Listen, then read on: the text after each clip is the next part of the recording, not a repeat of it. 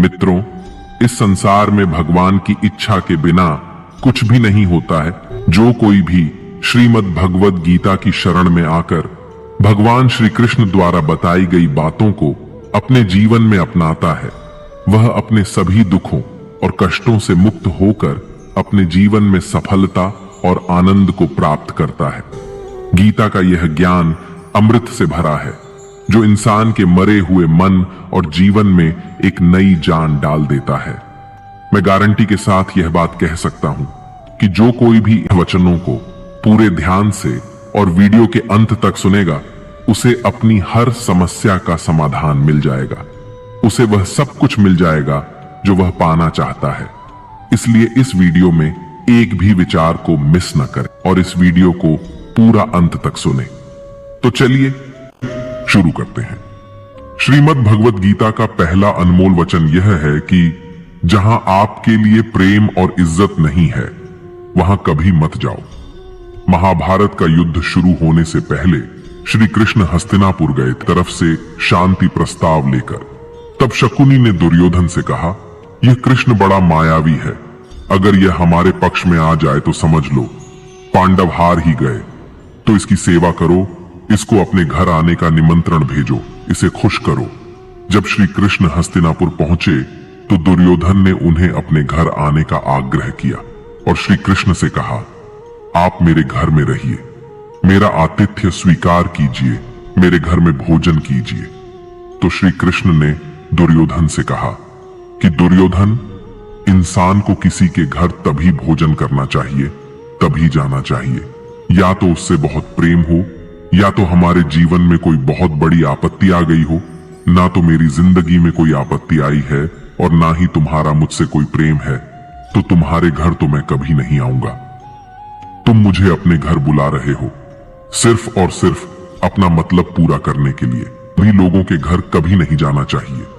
इससे हमको यह शिक्षा मिलती है कि जिसके दिल में आपके लिए प्रेम नहीं है, सम्मान नहीं है, वहां आपको कभी नहीं रहना चाहिए।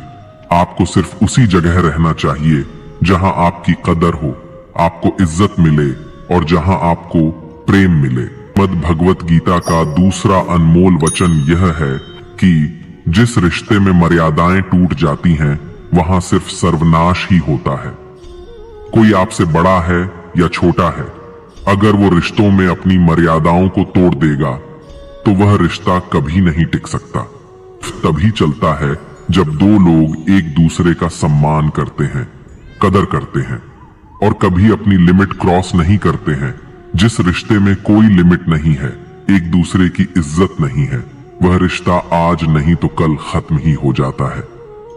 श्रीमद् भगवद गीता का तीसरा अनमोल वचन यह है कि इंसान के दुख का सबसे बड़ा कारण है उसका मोह। मोह से अज्ञान आता है और जीवन में समस्याएं शुरू होने लगती हैं। महाभारत में धृतराष्ट्र को दुर्योधन से इतना मोह था कि वो अपने पुत्र को गलत काम करने से भी रोक नहीं सके। धृतराष्ट्र को पुत्र मोह की वजह से धर्म अधर्म का ज्ञान ही नहीं रहा और अंत में सब कुछ बर्बाद हो गया। महाभारत में श्री कृष्ण ने अर्जुन से कहा था, जब ज्ञान की धारा बहती है तो सबसे पहले मोह को नष्ट करती है। मोह को इसलिए नष्ट करती है क्योंकि अज्ञान है। यूनान का सम्राट सिकंदर पूरी दुनिया को जीत लेना चाहता था। एक दिन एक नागा साधु ने सिकंदर से कहा, तू यह पूरी दुनिया जीत लेगा, उसके बाद क्या करेगा, क्योंकि इसके अलावा दूसरी कोई दुनिया है ही नहीं। इतना कहकर संत जोर जोर से हंसने लगा। संत की बातें सुनकर सिकंदर को निराशा होने लगी। सिकंदर ने संत से पूछा कि आप हंस क्यों रहे हैं? संत ने जवाब दिया कि तू पूरी दुनिया जीत लेगा, तब भी तुझे निराशा ही मिलेगी, क्योंकि तू दुनिया को जीतने के मोह में बंधा है, जबकि मेरे पास कुछ भी नहीं है, लेकिन मैं हमेशा खुश रहूंगा क्योंकि मुझे किसी भी चीज का मोह नहीं है। सिकंदर ने अभी दुनिया जीती नहीं थी, लेकिन अब संत की बातें सुनने के बाद दुनिया जीतने के विचार से ही वह निराश हो गया था कि दुनिया जीतने के बाद कोई और मोह नहीं बचेगा। मोह की वजह से जीवन में दुख ही आते हैं। मोह घर परिवार से हो सकता है, सफलता का मोह हो सकता है, सुख सुविधा और मान सम्मान का मोह हो सकता है। जहां मोह रहेगा दुख तो आएगा ही। मोह जब सफल होता है तो दुख मिलता है, और जब असफल होता है तब भी दुख ही मिलता है। श्री कृष्ण कहते हैं कि जब कोई मोह त्याग देता है तो उसे मेरी कृपा मिल जाती है। मोह रहित व्यक्ति परम आनंद प्राप्त करता है। इसीलिए मोह का त्याग करना चाहिए, और जो हमारे पास है उसी में संतुष्ट रहना चाहिए। ज्यादा पाने का मोह रहेगा तो दुख मिलना तय है। श्रीमद् भगवद गीता का चौथा अनमोल वचन यह है कि जो दूसरों के साथ छल करता है उसका अंत बहुत बुरा। दुर्योधन के मामा शकुनी और दुर्योधन ने पांडवों के साथ जीवन भर छल किया, पथ पथ पर उन्हें धोखा दिया, कभी ईमान से उनके साथ नहीं चले, और उसका परिणाम दुर्योधन को यह मिला कि उनके दल का हर एक बड़ा योद्धा छल के द्वारा ही मारा। दुर्योधन ने जैसा कर्म किया था उसको वैसा ही फल मिला। जीवन भर उसने छल किया तो अंत में उसकी खुद की मृत्यु भी एक छल से ही हुई थी। इसीलिए कोई अगर खुद को बहुत ज्यादा चालाक समझता है कि दूसरे को धोखा दे दिया, दूसरे को बेवकूफ बना दिया, तो एक दिन कोई आएगा उसकी जिंदगी में भी वो उसको ही धोखा देगा, क्योंकि कर्म सबके कारनामे याद रखता है। जो जैसा कर्म करता है उसको वैसा ही फल जरूर मिलता है। श्रीमद् भगवद गीता का 5वां अनमोल वचन यह है कि लोगों में अपना सहारा ढूंढना छोड़ दो। अमन की सबसे बड़ी कमजोरी यही होती है कि आप दूसरों में सहारा ढूंढते हैं, और यही चीज आपको कमजोर बनाती है। यही चीज आपका खुद पर विश्वास खत्म कर देती है। जो लोग सोचते हैं ना कि ये तो मेरा सहारा है तो मुश्किल वक्त में मुझे काम आएगा, वही लोग मुश्किल वक्त में सबसे ही और अकेले पड़ जाते हैं। आप सिर्फ ईश्वर को अपना सहारा बनाओ। देखना, जब भी कोई मुश्किल आएगी ना तो वो किसी ना किसी रूप में आकर आपकी मदद जरूर करेंगे। दुनिया को सहारा मत बनाओ। जो खुद अपने लिए सहारा ढूंढ रहे हैं वो आपका सहारा कैसे बनेंगे? तो अपना सहारा दुनिया को नहीं, ईश्वर को बनाना चाहिए। ईश्वर आपकी सुनता है या नहीं, यह आपकी श्रद्धा, विश्वास और आस्था पर निर्भर करता है। श्रीमद् भगवद गीता का 6ठा अनमोल वचन यह है कि अपने मन शांत रखना सीखो, क्योंकि अशांत मन जीवन में सिवाय दुख के आपको और कुछ नहीं देने वाला, और एक शांत मन आपको जीवन में प्रेम और आनंद ही देगा। दुख और सुख सिर्फ शांत और अशांत मन के परिणाम है। शांत मन दुख को ही जन्म देता है, और शांत मन परम आनंद को जन्म देता है। मन में शंकाओं को कभी जन्म न दो। ये शंकाएं मन में गलत फहमियों के पहाड़ बना देती हैं, जिससे जीवन का सुख चैन छिन जाता है।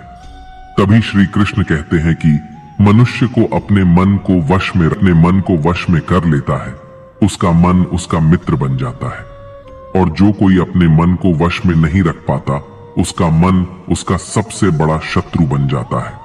श्रीमद् भगवद गीता का 7वां अनमोल वचन यह है कि जिंदगी में कभी भी खुद को किसी का जरूरतमंद या मोहताज मत बनाओ, क्योंकि जब तक आप किसी के जरूरतमंद नहीं होते तब तक आपको कोई दुख नहीं पहुंचा सकता, कोई आपका फायदा नहीं उठा सकता। जिस इंसान के आप जरूरतमंद हो जाओगे वह आप शुरू कर देता है। जिस दिन आपने अपने जीवन को किसी का जरूरतमंद बना दिया उसी दिन से आपको उसकी गुलामी करनी पड़ती है। औरों की तो छोड़ो, जो लोग अपने नौकरों के काम वाली बाइयों के जरूरतमंद हो जाते हैं तो वे उनका सब कुछ सहना शुरू कर देते हैं, क्योंकि उन्हें पता होता है कि आपका काम उनके बिना चल ही नहीं पाएगा, और आप खुद से उतना काम कर नहीं पाएंगे, और दूसरा कोई आपको मिल नहीं रहा तो वे आपको परेशान करना शुरू कर देते हैं। लेकिन जब उन्हें यह समझ आता है कि आप अपना काम खुद कर सकते हैं या आपको दूसरे 1000 ऑप्शन मिल सकते हैं, तो वे चुपचाप अपना काम करेंगे। अब अगर आप कोई ऐसी नौकरी करते हैं जहां आपके बॉस के गलत होते हुए भी आप उसका टॉर्चर सहते रहते हैं, तो उसको पता होता है कि आप उसके जरूरत वह उसका पूरा फायदा लेता है। और तो और जिस घर परिवार में आप रहते हैं, अगर वहां भी आप किसी के जरूरतमंद हैं तो वह आपको पूरा चूस लेता है। क्योंकि वहां आप 24 घंटे रहते हैं, कहीं और जा ही नहीं सकते। आपके सर पर चढ़ के नाचेगा वह इंसान और आपको पूरी तरह से अपने कंट्रोल में रखेगा। लोगों को बहुत मजा आता है अपने से कमजोर इंसान को अपने कंट्रोल में रखने में। आप चाहे हजारों के लिए अच्छा करो, चाहे हर वो काम करो जिससे उन्हें खुशी मिले, पर ऐसे लोग आपकी गर्दन को दबा के रखते हैं। आप में अगर कुछ प्रतिभा है, घी काट दिए जाएंगे। हर वो कोशिश की जाएगी आपके साथ जिससे आप जिंदगी में कभी आगे ही ना बढ़ पाओ। किसी का मोहताज होना मर जाने से भी बदतर होता है। आपने कभी गौर किया कि आपकी जिंदगी वही लोग खराब करते हैं जिनके आप जरूरतमंद हो जाते हैं। आपका सारा दुख वहीं से आता है जिसके आप जरूरतमंद होते हैं। जरूरतमंदी सिर्फ शरीर या काम की नहीं होती, सबसे बड़ी जरूरतमंदी तो मन की होती है कि जिंदगी में कोई हमें चाहिए, हमें संभालने के लिए, नहीं तो हम नहीं रह पाएंगे। अकेलापन लोगों से झेला नहीं जाता है।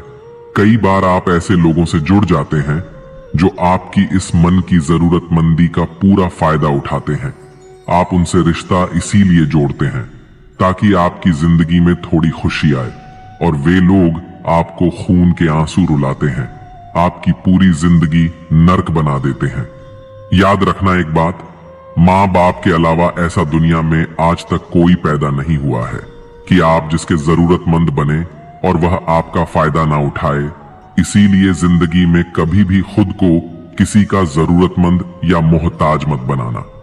श्रीमद् भगवद गीता का 8वां अनमोल वचन ये है कि अपनी खुशी और अपना दुख हर किसी के आगे जाहिर नहीं करना चाहिए, क्योंकि लोग आपकी खुशी पर नजर लगा देते हैं और आपके दुख में आपकी हंसी उड़ाने लगते हैं।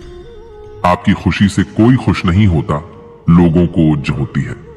इसीलिए कहा जाता है कि हर वक्त आंसू आंख में लाया ना करो, हर जख्म सबको दिखाया ना करो। यहाँ लोग हाथ में नमक लिए फिरते हैं, इसीलिए अपना हर दर्द सबको दिखाया ना करो। लोग तो बैठे ही हैं दुखी इंसान को और दुखी करने के लिए, और जो खुश है उसको तकलीफ पहुंचाने के लिए। अपने मन की हालत अपने तक ही रखो, सिर्फ उसे बताओ जो उसे समझने की समझ रखता हो।